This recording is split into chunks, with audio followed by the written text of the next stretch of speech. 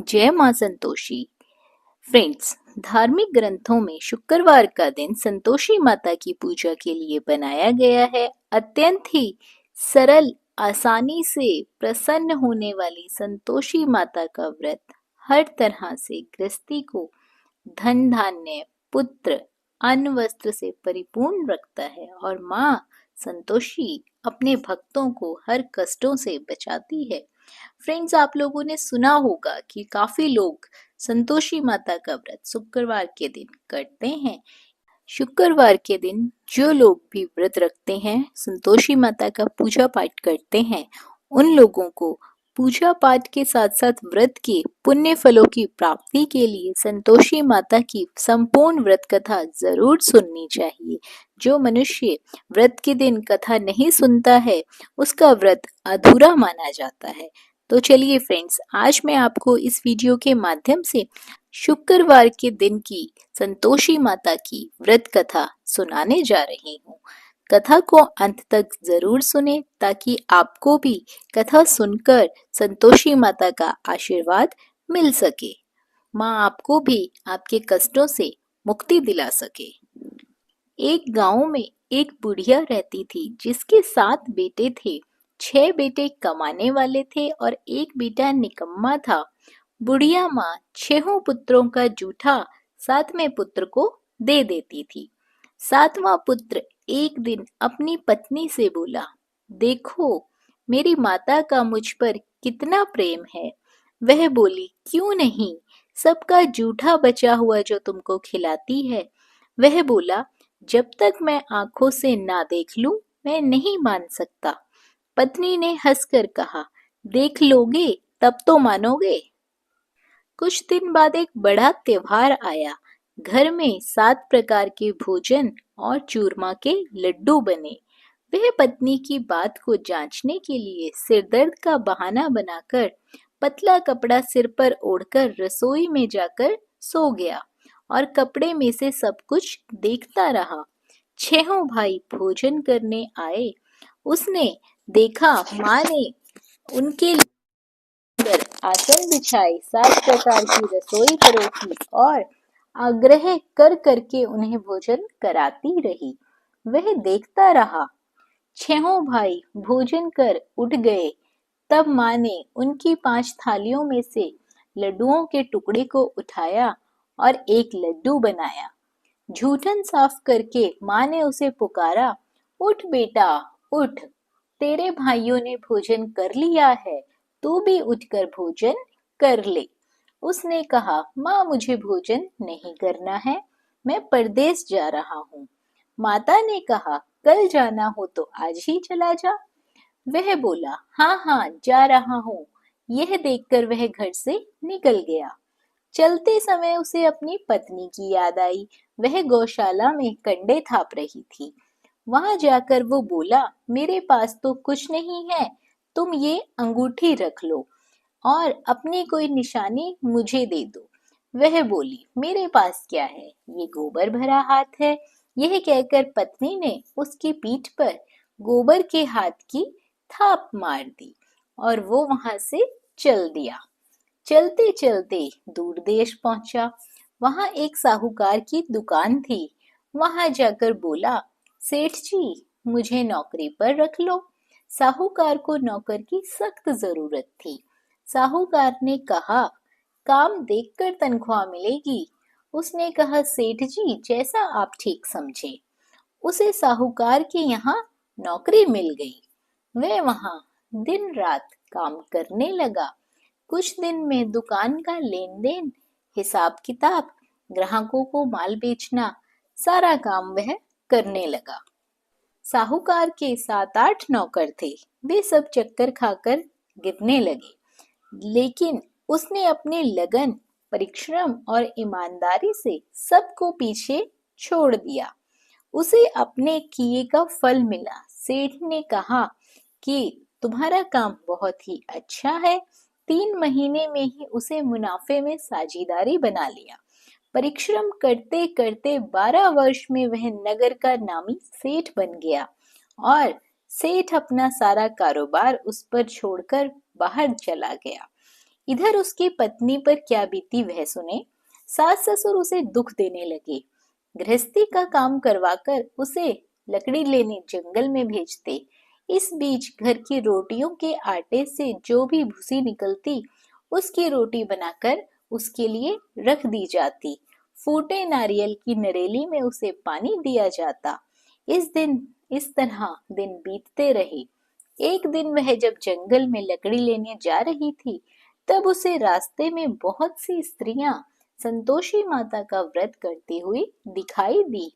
यह वहां खड़ी होकर पूछने लगी, बहनों, यह तुम किस देवता का व्रत करती हो और इसके करने से क्या फल प्राप्त होता है? इस व्रत की क्या विधि है? यदि तुम अपने इस व्रत का विधान मुझे समझाकर कहोगी, तो मैं तुम्हारा बड़ा एहसान मानूंगी। उनमें से एक स्त्री बोली, सुनो, यह संतोषी माता का व्रत है। इसके करने से निर्धनता, दरिद्रता का नाश होता है। लक्ष्मी माँ स्वयं घर पधारती है। मन की चिंताएं दूर होती है, मन को प्रसन्नता और शांति मिलती है। जिसका पुत्र नहीं होता उसे पुत्र प्राप्ति होती है। प्रीतम बाहर गया हो तो वह शीघ्र ही घर लौट आता है। कुंवारी कन्याओं को मनपसंद सुयोग्य वर मिलता है। चलता हुआ मुकदमा खत्म हो जाता है। कलह कलेश की निवृत्ति हो जाती है।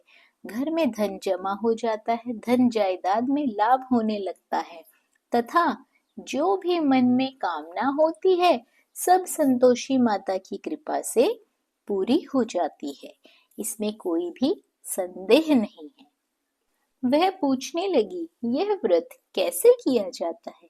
यह भी तुम मुझे बताओ, आप लोगों की बड़ी कृपा होगी। वह स्त्री कहने लगी, बिना परेशानी, श्रद्धा और प्रेम से जितना भी बन सके प्रसाद लेना। 5.25 पैसे से 5.25 आने तक, इससे भी ज्यादा शक्ति और भक्ति के अनुसार गुड़ और चना लेना। हर शुक्रवार को निराहार रहकर कथा कहना और सुनना। इसके ओम बीच नहीं टूटने चाहिए। लगातार नियम के पालन करना। सुनने वाला कोई ना मिले तो घी का दीपक जलाकर उसके आगे जल के पात्र को रखकर कथा कहना, परंतु ध्यान रहे कि नियम ना टूटे। जब तक कार्य सिद्ध ना हो, नियम का पालन करना और कार्य सिद्ध हो जाने के बाद व्रत का उद्यापन करना। 3 मास में माता पूरा फल प्रदान करती है। यदि किसी के ग्रह खोटे हैं तो भी माता 1 वर्ष में अवश्य उनको अनुकूल करती है। कार्य सिद्ध होने पर ही उद्यापन करना चाहिए, बीच में उद्यापन नहीं करना चाहिए। उद्यापन में 2.5 सेर आटे का खाजा तथा इसी अनुसार खीर तथा चने का साग बनाना। 8 बच्चों को भोजन कराना। जहां तक मिले देवर, जेठ, भाई बंधु, कुटुंब के ही लड़के लेना। ना मिले तो रिश्तेदार और पड़ोसियों के लड़कों को बुलाकर उन्हें भोजन करवाना, यथाशक्ति दक्षिणा देना, माता का पूरा नियम करना। सखी ध्यान रखना, इस दिन खटाई बिल्कुल भी मत खाना। यह सुनकर वह वहां से चल दी। रास्ते में लकड़ी के बोझ को बेच दिया और उन पैसों से गुड़ चना लेकर माता के व्रत की तैयारी कर आगे चली। रास्ते में संतोषी माता के मंदिर में जाकर माता के चरणों में लौटने लगी, विनती करने लगी, हे माँ, मैं दीन हूँ, मैं निपट मूर्ख हूँ, व्रत के नियम कुछ नहीं जानती हूँ, मैं बहुत दुखी हूँ। हे माता, मैं तेरी शरण में आई हूँ, मेरे दुख दूर कर। माता को दया आई। एक शुक्रवार बीता कि दूसरे शुक्रवार को उसके पति का पत्र आया और तीसरे शुक्रवार को उसका भेजा हुआ पैसा भी आ पहुंचा। यह देखकर जेठानियां मुंह सिकोड़ने लगी। इतने दिनों बाद इतना पैसा आया, इससे क्या बढ़ाई है? लड़के ताने देने लगे, काकी के पास अब पत्र आने लगे हैं, रुपया आने लगा है। अब तो काकी की खातिरदारी बढ़ेगी, अब तो काकी बुलाने से भी नहीं बोलेगी। बेचारी सरलता से कहती है, भैया पत्र आए रुपया आए तो हम सबके लिए अच्छा है। ऐसा कहकर आंखों में आंसू भरकर संतोषी माता के मंदिर में जाकर बैठती है। मातेश्वरी के चरणों में गिरकर रोने लगती है। माँ, मैंने तुमसे पैसा नहीं मांगा, मुझे पैसे से क्या काम, मुझे तो अपने सुहाग से काम है। मैं तो अपने स्वामी के दर्शन और सेवा मांगती हूँ। तब माता ने प्रसन्न होकर कहा, जा बेटी, तेरा स्वामी जल्द ही आएगा। यह सुन खुशी से बावली होकर वह घर आकर काम करने लगी। संतोषी माँ विचार करने लगी, इस भोली पुत्री से मैंने कह तो दिया है कि तेरा पति शीघ्र आएगा, पर आएगा कहाँ से? वह तो इसे स्वप्न में भी याद नहीं करता। उसे इसकी याद दिलाने तो मुझे ही जाना पड़ेगा। संतोषी माता ने उस बुढ़िया के बेटे को स्वप्न में समझाया, पुत्र, तेरी घरवाली बहुत कष्ट उठा रही है। यह बोला, हाँ माता, यह तो मुझे भी मालूम है, परंतु क्या करूं, वहां कैसे जाऊं? परदेश की बात है, लेन देन का सारा हिसाब किताब है, कोई जाने का रास्ता ही नजर नहीं आता। आप ही कोई रास्ता दिखाएं कि मैं वहां कैसे जाऊं। माँ कहने लगी, सवेरे नहा धोकर संतोषी माता का नाम लेकर घी का दीपक जला दंडवत कर वहां दुकान पर जा बैठने लगा। देखते देखते तेरा लेन देन चुक जाएगा, जमा माल बिक जाएगा, सांझ होते होते धन का ढेर लग जाएगा। वह अगले दिन सुबह जल्दी उठा। उसने मित्र बंधुओं परिचितों से स्वप्न में माता द्वारा कही गई बात बताई। वे सब उसकी बात सुनकर उसकी खिल्ली उड़ाने लगे। वे कहने लगे कि कहीं सपने भी सच होते हैं। एक बूढ़ा व्यक्ति बहुत समझदार था। वह बोला, देखो भाई, मेरी बात मानो, इस तरह साच या झूठ कहने के बदले देवता ने जैसा कहा है वैसा ही करो, तेरा क्या जाता है। बूढ़े की बात मानकर नहा धोकर उसने संतोषी माता को प्रणाम किया, फिर घी का दीपक जलाकर दुकान पर जा बैठा।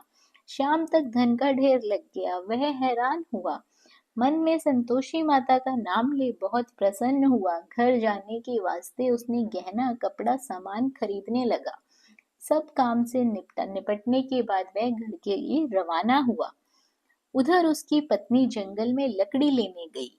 लौटते वक्त बहुत थक जाने के कारण संतोषी माता के मंदिर पर विश्राम करने बैठ गई।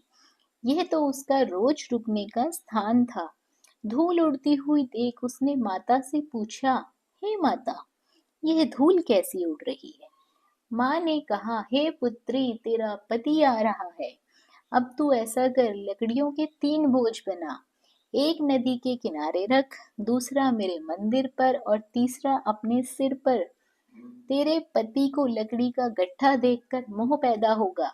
ये वहां रुकेगा, नाश्ता पानी बना खाकर माँ से मिलने जाएगा।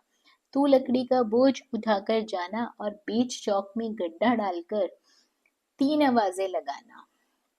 लो सासू जी, लकड़ियों का गट्ठा लो, भूसे की रोटी दो, नारियल के खोपड़े में पानी दो। आज कौन मेहमान आया है? संतोषी माँ की बात सुनकर वह बहुत अच्छा माँ कहकर प्रसन्न मन से लकड़ियों के 3 बोझ बना लाई। एक नदी के तट पर, दूसरा माता के मंदिर पर रखकर इतने में ही मुसाफिर वहां आ पहुंचा। सूखी लकड़ियां देखकर उसको इच्छा हुई कि यहीं अभी विश्राम कर लेता हूँ, भोजन बना खा पी कर ही यहाँ से जाऊंगा।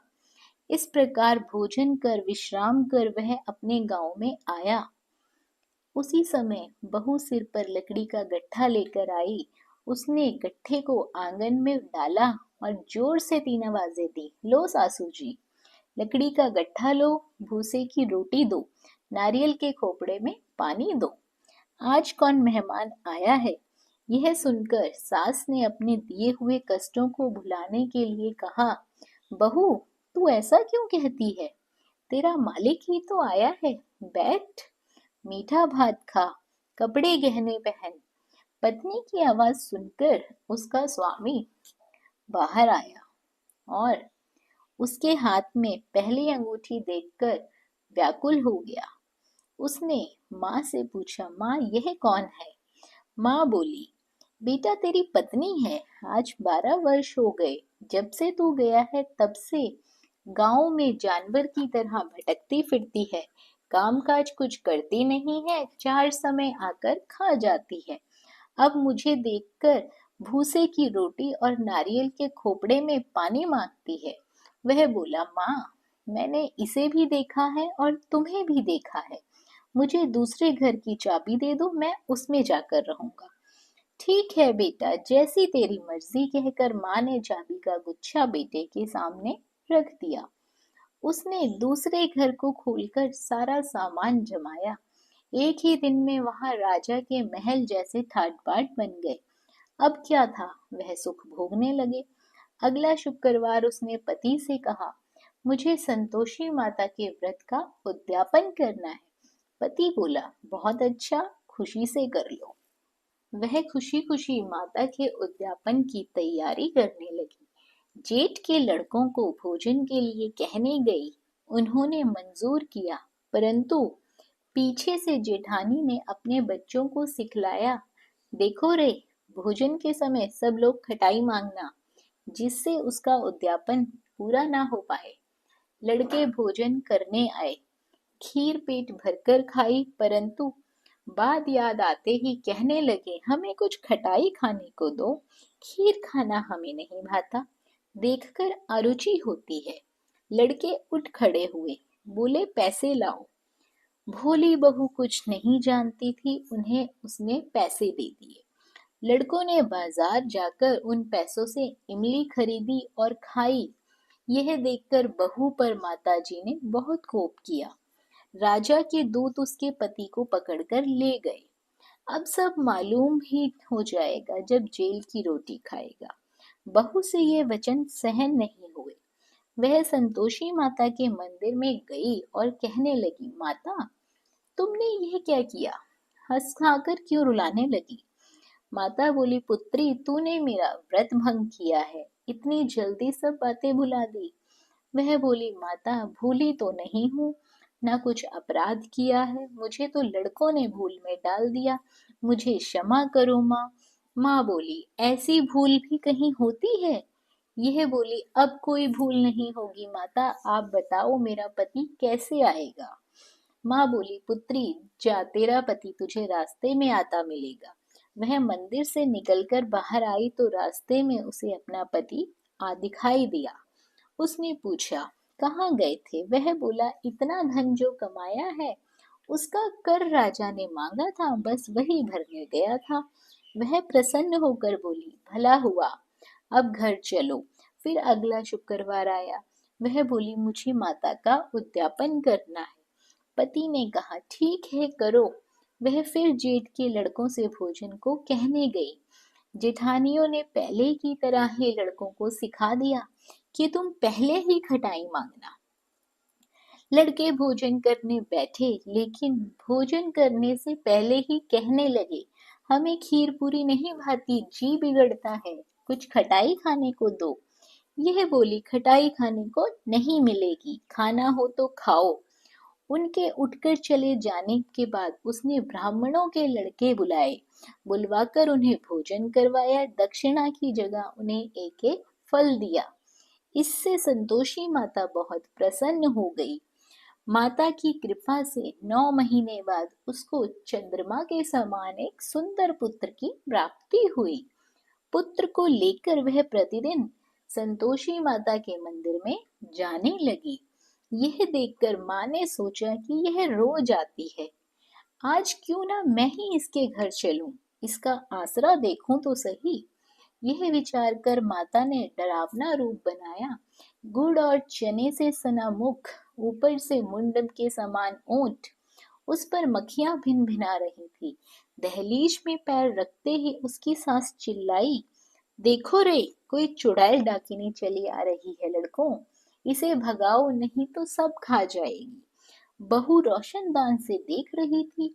वह प्रसन्न हो उठी, आज मेरी माता मेरे घर आई है। यह कहकर दूध पीते बच्चे को उसने गोद से उतार दिया। इस पर उसको सास क्रोध में बोली, अरे रांड, इसे देखकर कैसी उतावली हुई है जो बच्चे को पटक दिया। इतने में माँ के प्रताप से जहाँ देखो वहाँ लड़के ही लड़के नजर आने लगे। यह बोली, माँ जी, मैं जिनका व्रत करती हूँ ये वही संतोषी माता है। इतना कहकर उसने झट से घर के सारे किवाड़ खोल दिए। सबने माता के चरण पकड़ लिए और विनती कर कहने लगे, हे माता, हम मूर्ख हैं, अज्ञानी हैं, तुम्हारे व्रत की विधि हम नहीं जानते। तुम्हारा व्रत भंग करके हमने बहुत बड़ा अपराध किया है। हे माता, आप हमारे अपराधों को क्षमा करो। इस प्रकार बार बार कहने पर संतोषी माता प्रसन्न हुई। इसके बाद उसकी सास कहने लगी, हे संतोषी माता, आपने बहू को जैसा फल दिया वैसा सबको देना। जो यह कथा सुने या पढ़े उसका मनोरथ पूर्ण हो, उसकी सारी मनोकामनाएं पूरी हो। फ्रेंड्स, जो भी व्यक्ति संतोषी माता का श्रद्धा भाव से, पूरे भक्ति भाव से, अपनी श्रद्धा अनुसार संतोषी माता का विधिवत पूजन करता है, उसे अनंत सुखों की प्राप्ति होती है। माता उसके जीवन में खुशियां ही खुशियां देती है, उसे खुशियों का वरदान देती है। फ्रेंड्स, कथा अच्छी लगी हो, कथा आपको मन को भाई हो, तो वीडियो को लाइक और शेयर ज़रूर करें। और यदि आप हमारे चैनल पर पहली बार आए हैं और इस तरह की व्रत की, पूजा पाठ की विधियां और कथाएं आपको भी अच्छी लगती हैं, तो चैनल को सब्सक्राइब कर लीजिए, साथ ही बेल आइकन के बटन को दबा दीजिए ताकि आपको हमारी आने वाली वीडियोस की नोटिफिकेशन सबसे पहले मिल सके। बने रहिए आपके अपने YouTube चैनल अंकित वास्तु ज्ञान में। धन्यवाद। जय मां संतोषी।